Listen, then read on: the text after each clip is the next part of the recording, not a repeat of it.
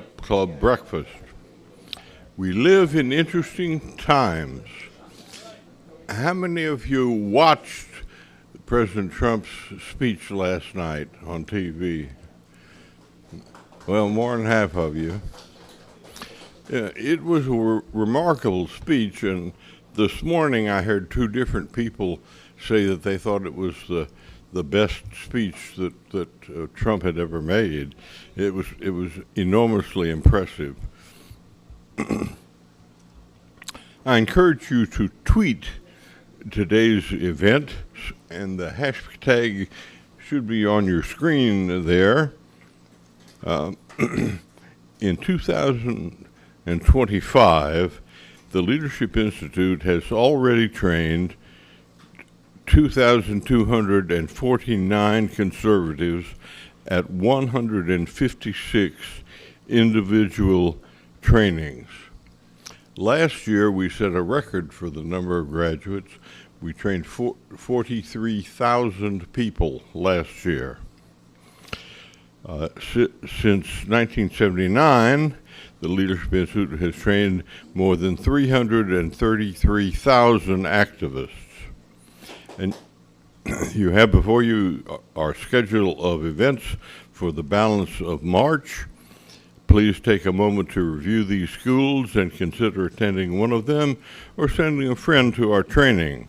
And if you are watching online, visit our website at leadershipinstitute.org/training to see upcoming online and in-person events. I now introduce Mallory Justice for the invocation and Pledge of Allegiance. Mallory is from Sussex County, Delaware. Delaware doesn't have many counties.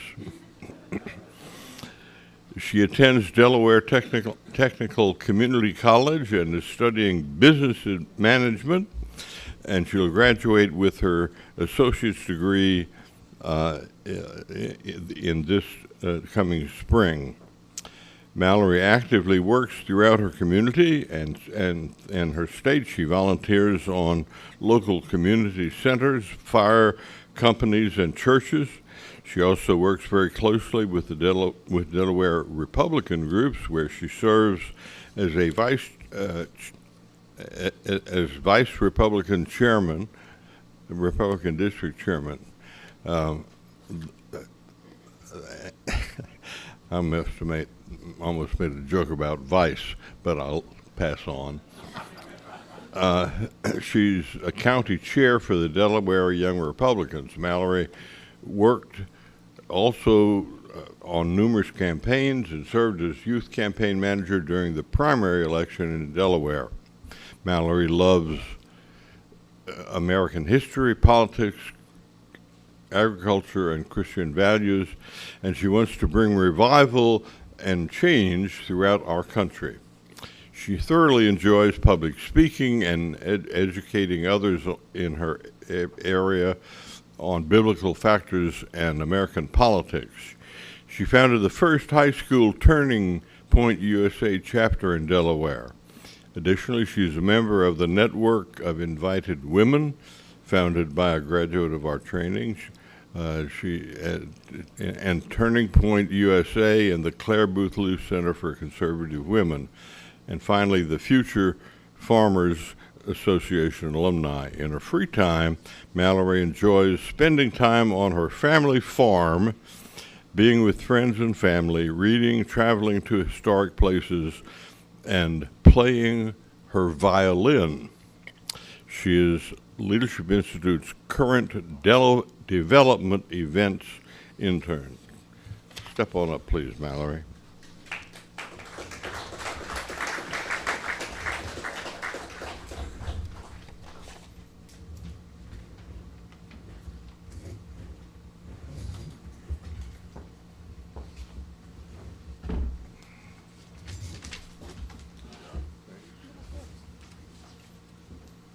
Well, good morning. I'm Mallory Justice. If you guys would, please bow your heads with me for the prayer. Dear Lord, thank you so much for letting us gather here this morning to network and enjoy this amazing breakfast. I just want to pray over our speaker this morning and the people in this room that are here to listen to what he has to say. I also want to pray for our country and the people fighting for our freedoms, as well for the ones in this room who are going to go out and work to preserve our principles. And that is all I pray for. Amen. If you would, please stand for the pledge.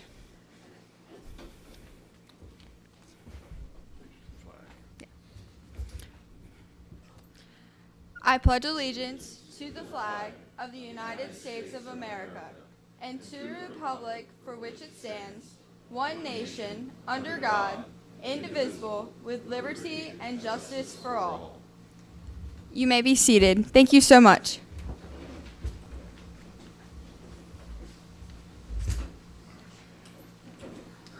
Okay.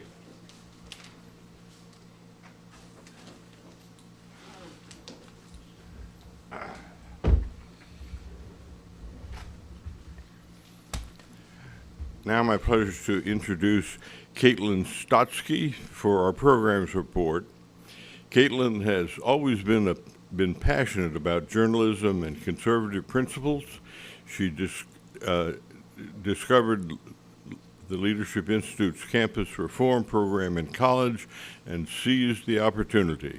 This valuable experience launched her political communications career, leading her to work on Virginia state races. Building on her communication skills, Caitlin gained media experience working at the American Conservative Union. She is a proud graduate of James Madison University, where incidentally my wife served on the Board of Visitors for a full term. She majored in international affairs with concentrations on modern European studies and foreign policy. At GMU, Caitlin was an active member of College Republicans.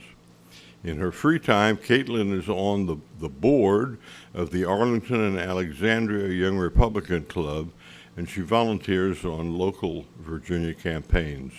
Originally from Long Island, New York, Caitlin has enjoyed making Northern Virginia her new home.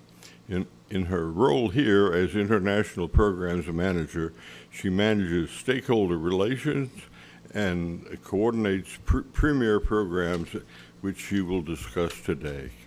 Caitlin, please step up.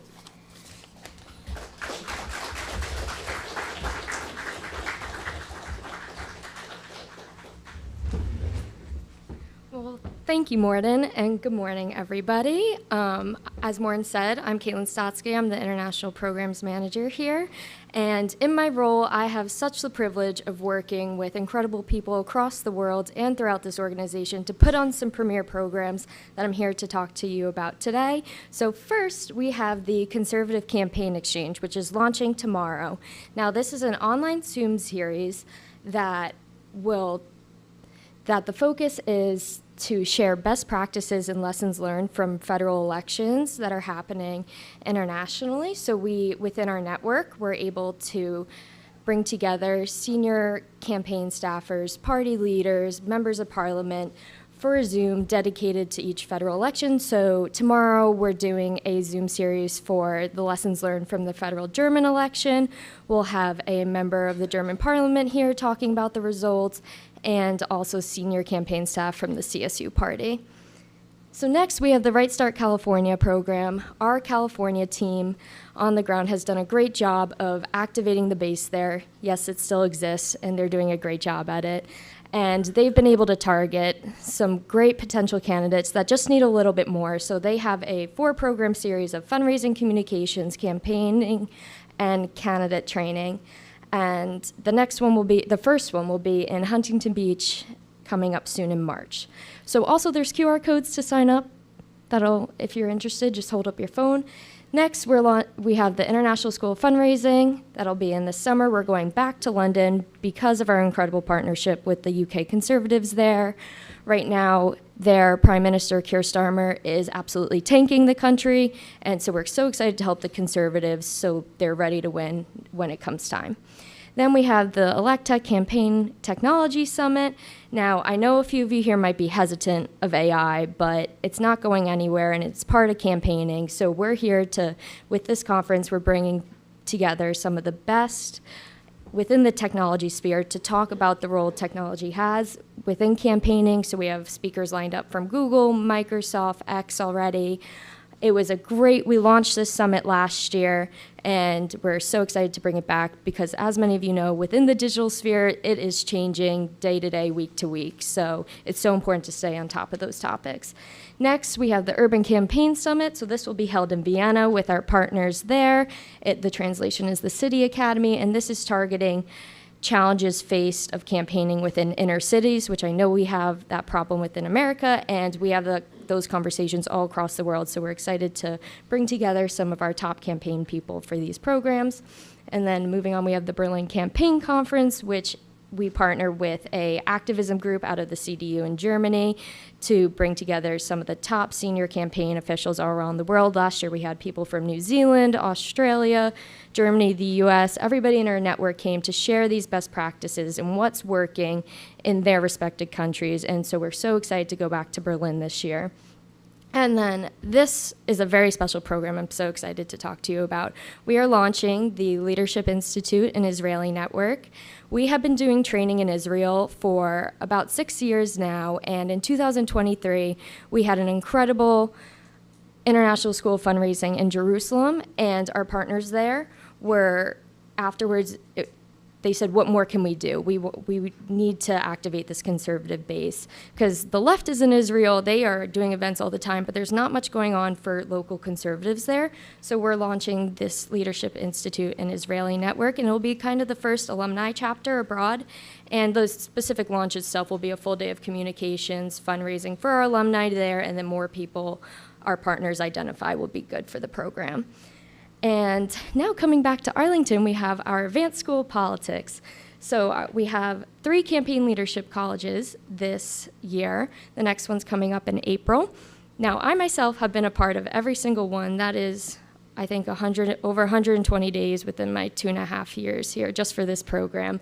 And I couldn't be more thankful for it. The genuine friendships and connections the students make and the impact you see this school has, there's nothing like it in the world. I have alumni text me all the time for more material, or they say that they use their workbook every day on a campaign. It is their campaign Bible. So if you have anybody, definitely recommend checking out this program. Also at the same time, we will have the Candidate Development School and the Campaign Finance School, where we're basically merging all aspects of a campaign together to make it feel like an integration of a conference where you have campaign managers having lunch with candidates and meeting finance directors. So it'll be really great upcoming in April. We have the Advanced School of Politics has the Conservative Organizational Entrepreneur School.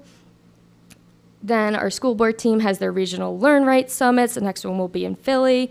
This is activating those local school board conservative bases in each of those regions. So they just had one in Texas. They'll have one in Colorado after the Philly one. And we all know there's a lot of movement going on in Washington. There's lots of people exiting the Hill or entering the Hill, and we want to make sure that the best quality people are supporting our state legislatures or national ones. So if you have anybody or you're new to Washington, this is a great training to kick off somebody's career. And then lastly, there's the Foreign Service Opportunity School.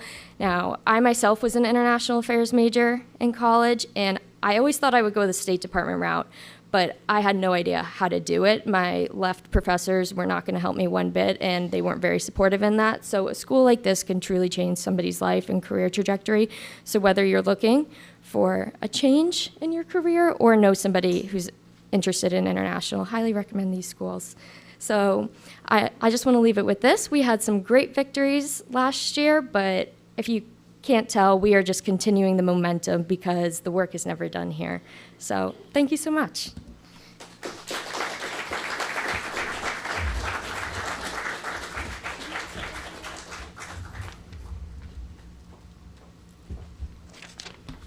Thank you, Caitlin.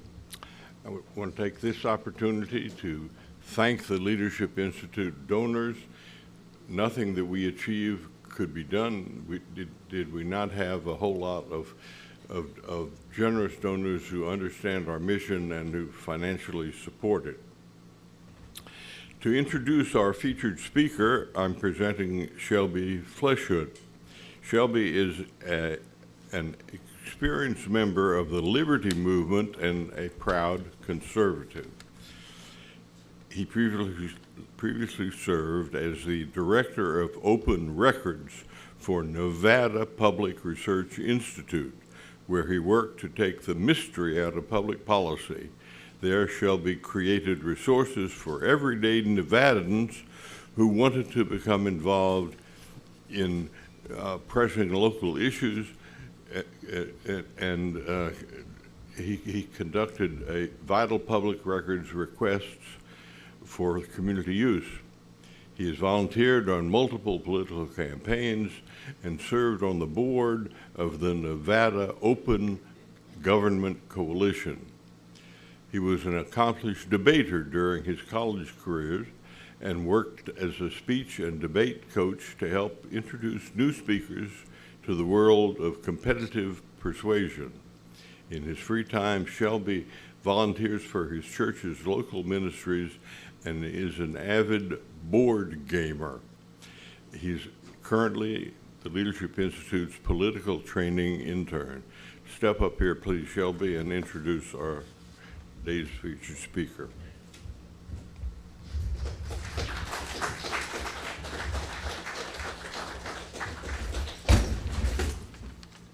Well, thank you so much, Morton. Good morning, everyone. It's wonderful to see you all. Today, I have the pleasure of introducing our speaker, Jim Mason.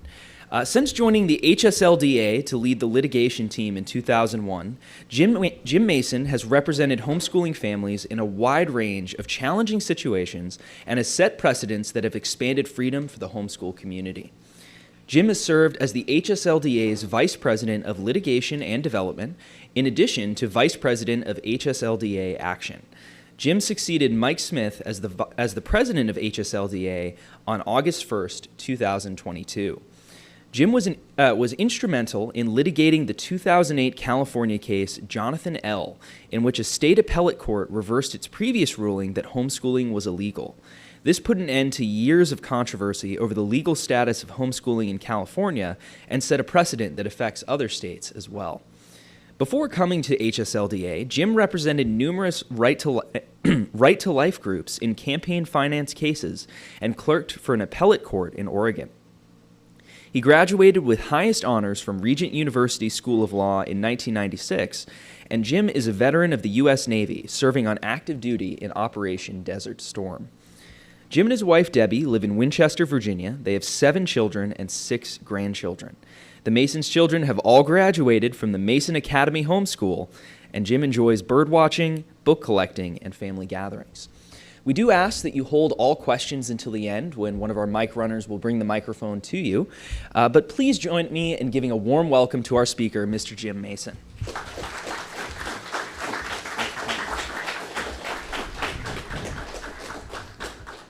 Well, thank you, Mr. Blackwell, for inviting me.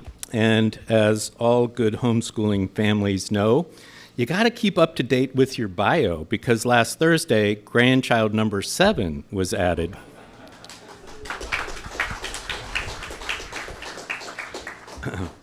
So when I first came to work for HSLDA over 20 years ago, my family moved to a rural neighborhood in the lower Shenandoah Valley at the northernmost tip of Virginia. One Sunday, as we left the house for church, I saw a flash of dazzling blue flying across the road in front of us. "I think that's a bluebird," I exclaimed to Debbie and the kids. In all my life, I could not recall ever having seen a bluebird. A few days later, while chatting with my neighbor in the yard, an enormous black and white red-crested bird landed near the top of the telephone pole not 20 feet away from us and began drumming. Seeing the astonishment on my face, Wendell said, "That's a pileated woodpecker. That's Woody the woodpecker." Well, I was hooked, and I became known as a bird watcher. Being known as a bird watcher has had many pleasant consequences for me and those dear to me. Birthdays and Christmas are often filled with bird-related gifts, art, ornaments, books, binoculars, and the array of possible gifts has made it easier for my family over the years to give me something they know I'll appreciate. One year, Debbie and the kids gave me a large cedar nest box designed to attract cavity-dwelling woodpeckers. I dutifully leaned the ladder against the pine tree where the suet feeder hung and nailed the nest box about 12 feet off the ground. But alas, no woodpeckers came. But late in the nesting season, we noticed a pair of robin-sized birds scoping out the nest box. Rusty colored on top with a lemon yellow belly and a marked crest on its crown. After a quick bit of sleuthing, we identified them as great crested flycatchers, common in our area, but rarely seen because they tend to hang out in the canopy. Day after day, we'd see them, and eventually I leaned the ladder against the tree and, standing on tippy toes, opened the side door and spied 4 lavender-splotched eggs. Watching these flycatchers became an obsession as we counted down to hatching day. One Saturday, near H Day, Sam and Abby, who were 9 and 6 at the time, called out to me in great distress. "Dad, we saw a snake in the flycatcher box." Assuming my wise old dad expression, how many wise old dads are there? You know, my wise old dad expression. While stroking my chin, I said in a soothing voice, "I don't think that's possible.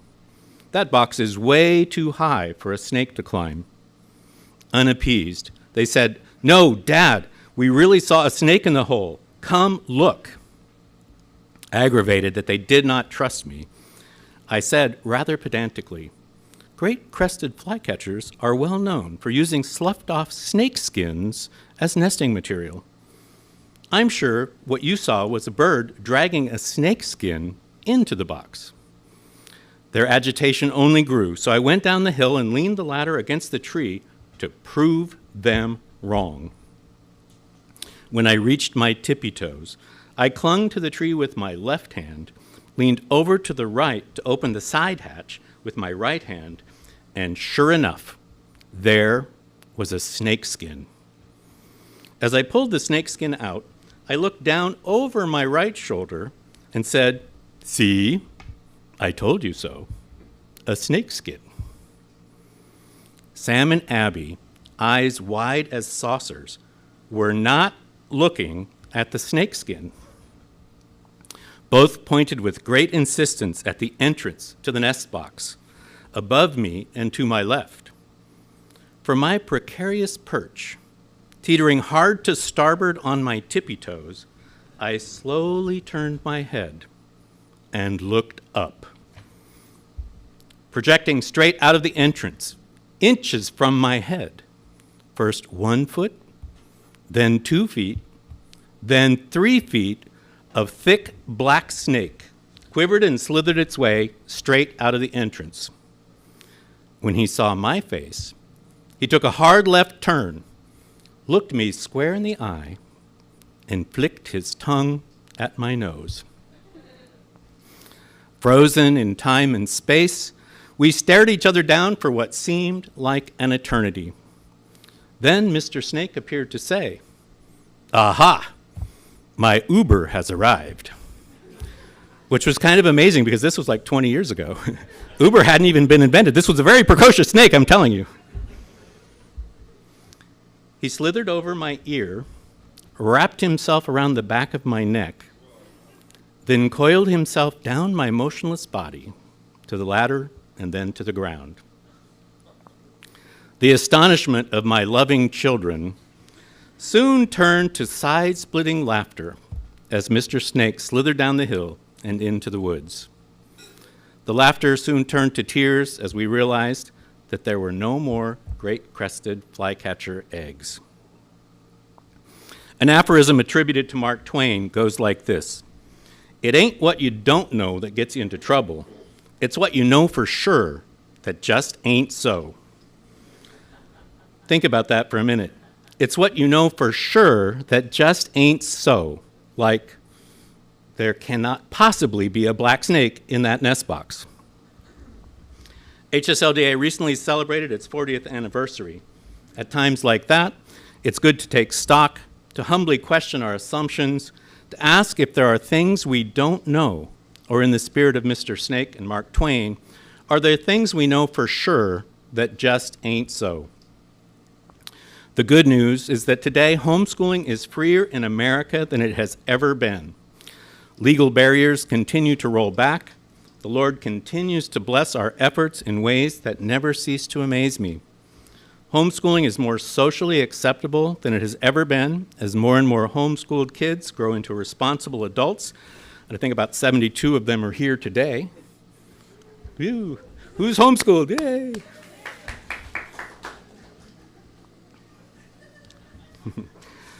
But there is still work to be done, considering that there are still several states embracing antiquated laws that were adopted before email or the internet were even heard of. Consider that 40 years ago, homeschooling was either illegal, incorrectly prosecuted as illegal in other states, and strongly disfavored in all the rest. We have seen the Lord's hand at work in big ways and small, in blue states and red, and in the hearts and minds of our neighbors, friends, and in some cases, our own families. But pendulums swing, first one way and then the other. There are no guarantees that freedom once secured is safe forever. Because, my friend, there may still be some snakes in the homeschool freedom nest box. While I do not wish to cry wolf, I also do not want to be caught unawares. I don't want to be sure of things that just ain't so. Of one day turning and unexpectedly finding myself once again face to face with a long black snake. The enormous growth of homeschooling has occurred with the Lord's blessing and guidance, and it has succeeded because homeschoolers learned the habits of liberty. We must ask ourselves, where does our liberty to homeschool come from? If your answer is that liberty comes from the state or the elected officials we engage with every year, I want to suggest a different answer. HSLDA is a Christian organization founded by two Christian homeschooling dads, Mike Ferris and Mike Smith. HSLDA has always stood on the belief that the Bible gives parents the primary jurisdiction to raise, educate, and nurture their children, and that the government restrictions that stand in the way of parents carrying out that high duty and obligation must give way. While HSLDA is motivated by our biblical worldview, we believe that all parents, whether they share our worldview or not, should enjoy the same liberty we wish to have for ourselves. That foundation is where the habits of liberty begin. In 2018, I gave a speech at the Museum of the Bible in Washington, D.C., entitled The Civic Virtue of Home Education, as it relates to the historical origins of homeschooling and the growth of homeschooling, not just in the number of children being educated, but also the growth of our collective role in society and what that could mean for how we look at homeschooling in the future. Homeschooling has grown from fringe to movement to now an enduring institution. So what are the habits of liberty that early homeschoolers learned that we should be cautious not to forget? But first, a short quiz. Remember back in 1978 when Congress established the Department of Home Education? And remember when President Carter appointed the first Secretary of Home Education in 1979? Nobody remembers this. I thought this was a pretty smart crowd. I mean, if not for the foresight of visionaries like Jimmy Carter, the homeschooling movement as we know it today would never have come into existence, right? And if Congress hadn't appropriated all that money in 1983, the Homeschool Legal Defense Association would never have been created. And without all those federal block grants, state homeschooling also would have shriveled up and died. Now, we all know that homeschooling did not begin as a movement because of the top-down vision of a politician, nor was it dependent on government funding. Homeschooling began when a handful of moms and dads said, enough. And if you compared the public education system to the home education system, Which of the two, I ask you, has performed better since 1979? Which one? Come on, answer. Amazingly, those first homeschoolers found each other long before Facebook groups were even a twinkle in Mark Zuckerberg's father's eye. Groping through the darkness without email, smartphones, or websites, prehistoric homeschoolers formed thousands of the quintessentially American thing, private associations. The civic virtue of private associations featured centrally in Alexis de Tocqueville's Democracy in America, published between 1835 and 1840. Tocqueville was careful to distinguish between political associations and those, quote, associations that are formed in civil life and which have an object that is in no way political. By civil life, he meant private life, as differentiated from the state.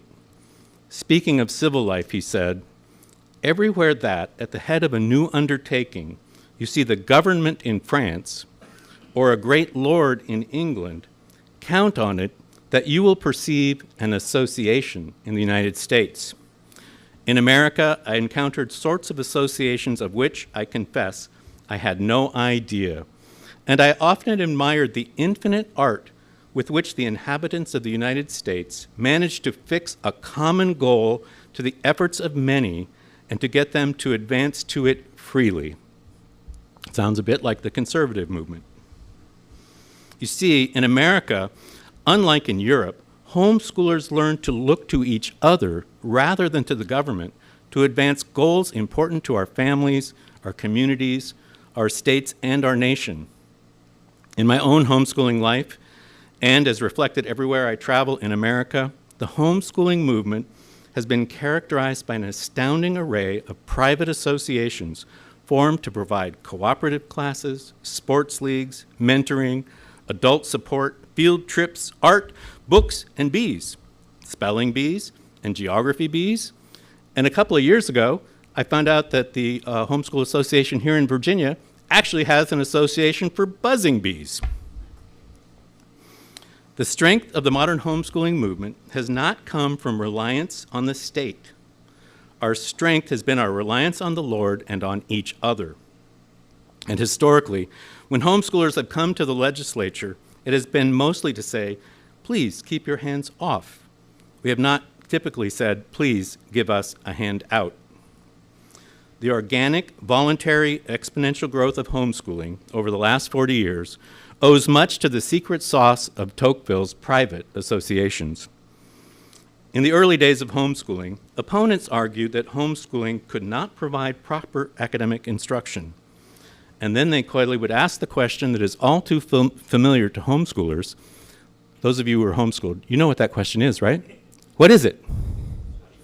What about socialization?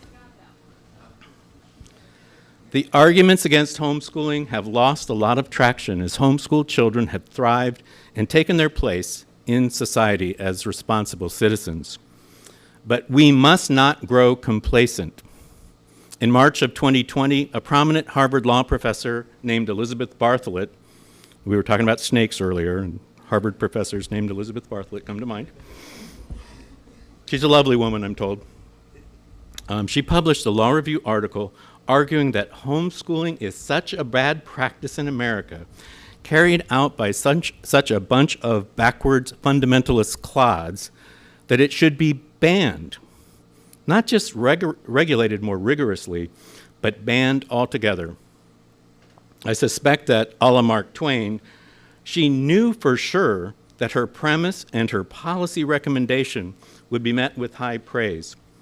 So much so that she planned a summit at Harvard to advance the policy, and she probably thought she had a good shot at reaching that far-flung goal. But two things happened that demonstrated that what she knew for sure just ain't so. First, homeschooled students at Harvard, alumni, parents, and dozens of academics who study education and homeschooling immediately decried not only the premise, but also the poor quality of the work in her law review article. And as I wrote at the time, according to my fancy word search thingy, Professor Bartlett mentioned Homeschool Legal Defense Association 113 times in her 80-page article. And she made a pretty good case that HSLDA is an effective advocacy organization. To be fair, she casts our effectiveness in darker terms than we would. If her portrayal of HSLDA had been a political ad, we would appear in a grainy black and white photo. And as ominous bad guy music swells in the background, the sinister voiceover would say, HSLDA, brutal, extremely aggressive, extraordinarily powerful, unreasonable religious ideologues. Those are quotes from her actual article. In what must be one of the best, or depending on your perspective, worst examples of bad timing, the Harvard Crimson magazine publicized the Good Professor's Law Review article just as public schools all across the land closed en masse because of COVID-19. In keeping with the times, the Crimson article went viral. For all the wrong reasons if you were Professor Bartlett, because suddenly the whole world was homeschooling and nobody talked about banning it. Well, we can put the COVID Bartlett skirmish in the win column for the good guys. Our ideological opponents have not left the field, and they aren't likely to as long as families choose to homeschool, especially for religious reasons that are contrary to the values of large swaths of the prevailing culture. In a new wave of homeschool opposition post-COVID, in response to the enormous exodus from public schools, we are seeing more and more negative portrayals of homeschooling, especially Christian homeschooling, in well-written and highly produced popular publications. In 2023, the Washington Post published several front-page articles called Homeschool Nation, each of which cast modern homeschooling in a negative light and ended by calling for more regulation. And Prime famously streamed the docuseries Happy Shiny People, Duggar Family Secrets. The scandal involving the Duggar family was over a decade old, yet the series had the biggest debut of any documentary series produced by Amazon Studios. Professor Bartlett was roundly criticized for her obvious stereotyping, but these new efforts post-COVID advanced the narrative by telling stories about real people rather than using a dusty old law review article that would have gone unnoticed but for the profile in the Harvard Crimson magazine. And since then, legacy media outlets as diverse as the Washington Post and Scientific American have called for more regulations on homeschooling. Scientific American even called for federal regulation of homeschooling, proving that the magazine is neither scientific nor American. And this new wave of opposition is beginning to have consequences. On December 2nd of 2023, the Post's installment went really dark. The headline read, "What Homeschooling Hides, a Boy Tortured and Starved by His Stepmom." I later told the author of that article that it would be more appropriately headlined, "How CPS Failed a Michigan Boy."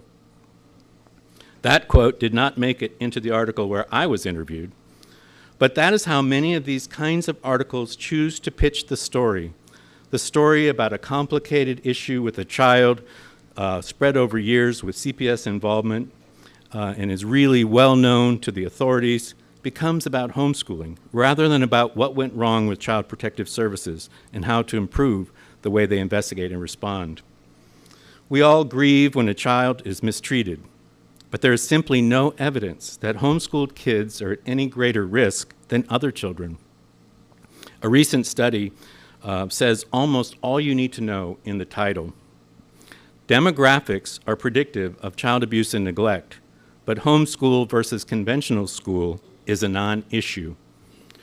Many other researchers, using different methods, have reached the same conclusions. But a lawmaker's desire to do something, anything, to prevent even one bad act against a child is powerful.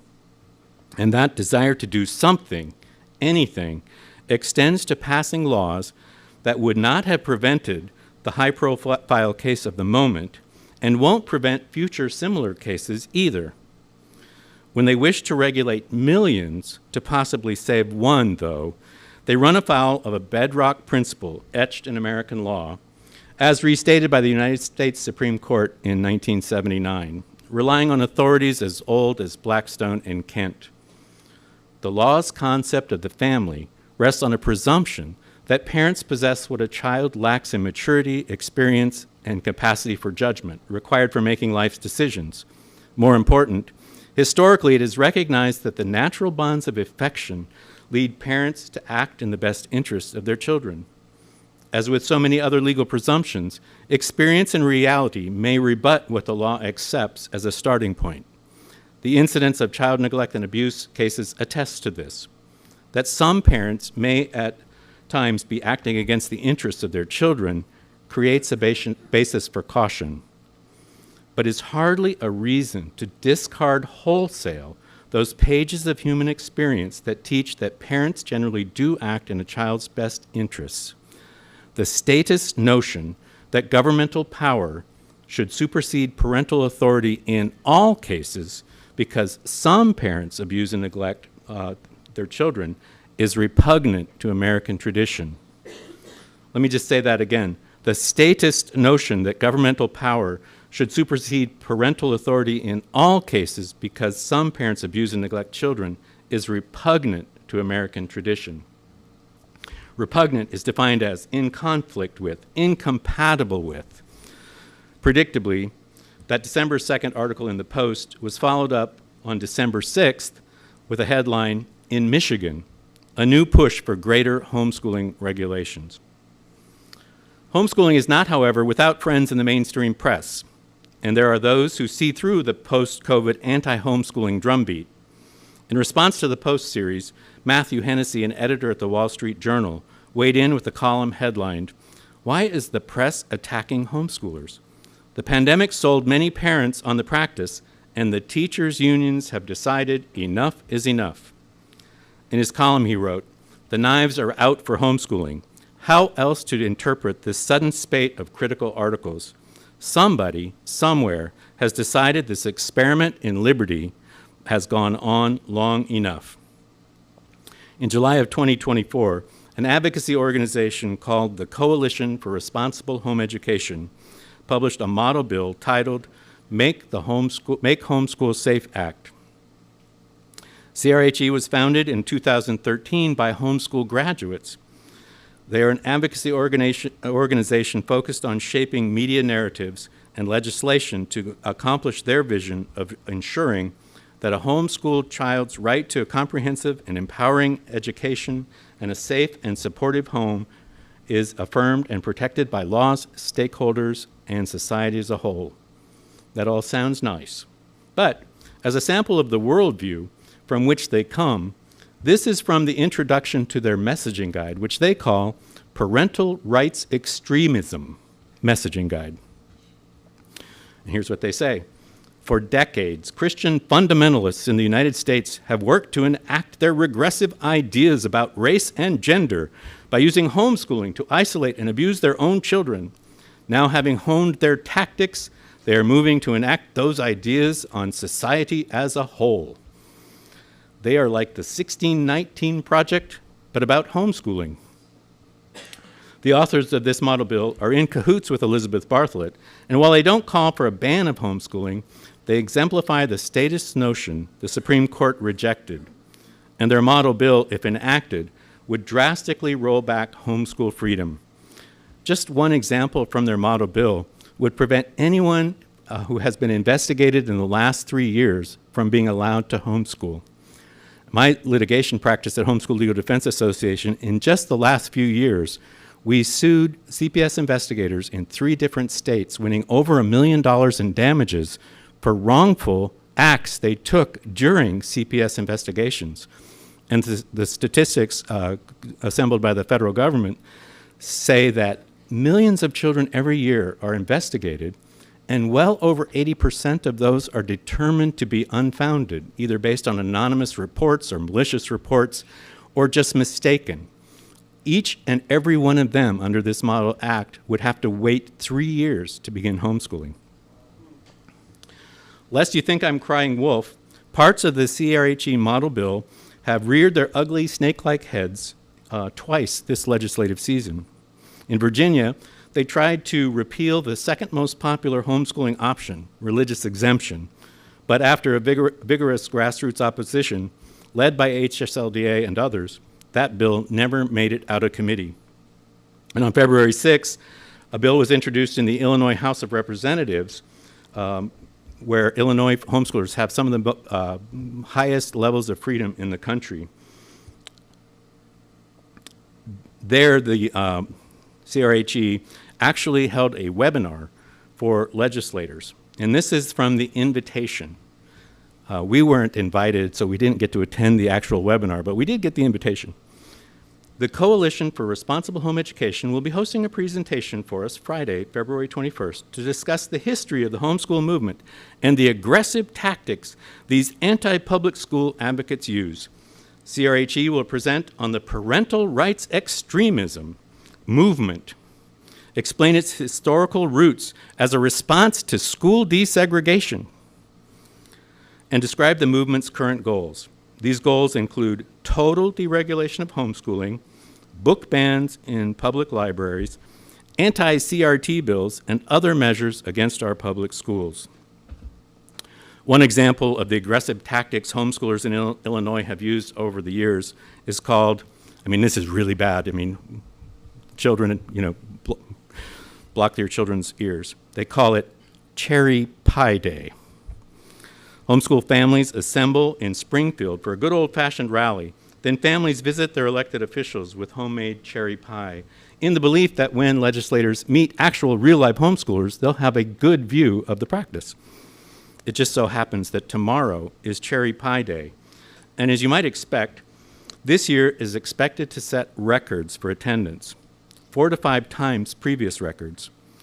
We have our work cut out for us to preserve homeschool freedom in the land of Lincoln.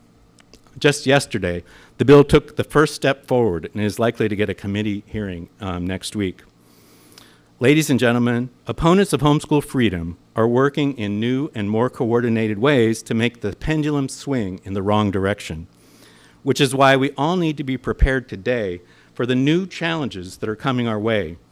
It is up to us to preserve the legacy we have been given so our children and grandchildren will have the liberty to raise, nurture, and educate their children through homeschooling. We live in challenging times for homeschool freedom.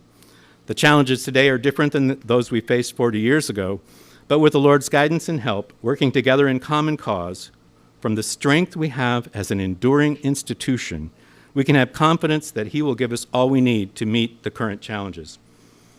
While the liberty to homeschool in America has advanced beyond the wildest imaginations of those who began 50 years ago, there are today ideological adversaries who would roll back the clock to the bad old days. And it's important for everyone who cherishes the blessing of liberty to protect it wherever it is threatened and to make common cause with those of us on the front lines. Because when the long black snake appears, we are stronger when we stand together. Thank you.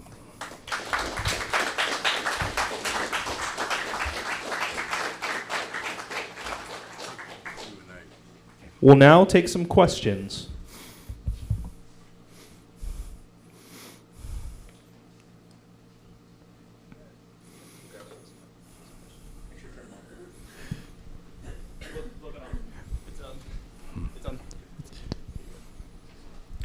Is there any European movement like the Homeschool Legal Defense Association?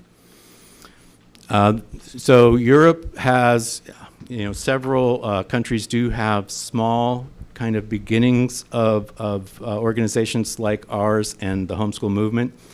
But I really think there is something uniquely American about how the homeschooling movement came about here. De Tocqueville said in France and England, it just is different. So the movements are there, but there's really pretty severe challenges, especially in France. But the UK is kind of going backwards now too. Where homeschooling has been sort of an accepted practice, they're starting to clamp down on it. But it's a very small movement today there as well. Another question?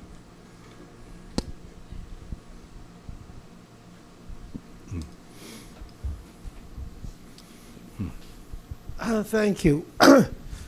How far can they legally go? A legislature, a very liberal legislature like Illinois, to ban or regulate homeschooling to the extent that the Supreme Court has sort of declared it to be a right? How far can they go? How much can they do? Well, like any well-led kind of legislative approach, the folks that oppose homeschool freedom are starting with kind of the camel's nose under the tent, proposing only a beginning of regulation with a framework to eventually add more regulation. Our struggle over the last 40 years has been to roll back legislation in numerous states, and sometimes that's been through court decisions, but most often it's been through legislatures. So like just last week, the Wyoming legislature actually removed the last requirement that homeschoolers were required to do. So Wyoming has now joined it is now one of the more free states for homeschooling. But how far can they go? There is a point where they would exceed constitutional limits, of course. Another question here.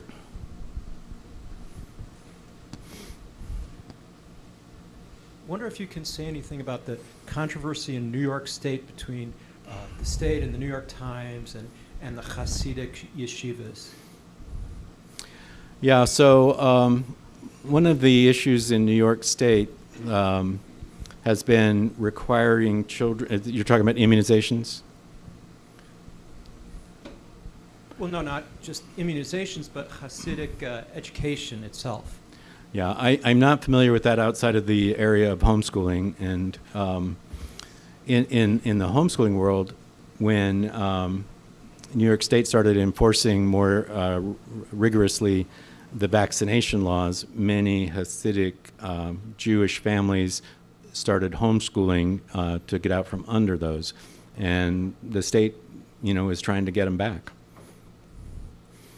Is there another question? Okay, well, let's applaud.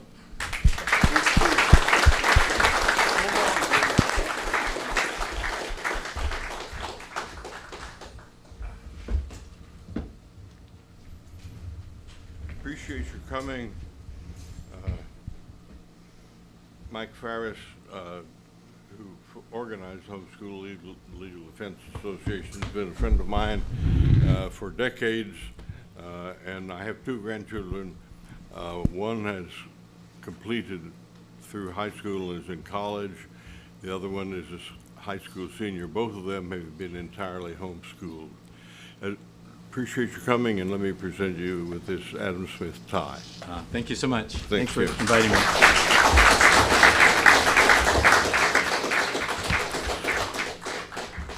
All right, I invite you to join us on March next month for our next Wednesday Wake Up Club breakfast, the first Wednesday in April. I encourage you to RSVP online at leadershipinstitute.org/breakfast.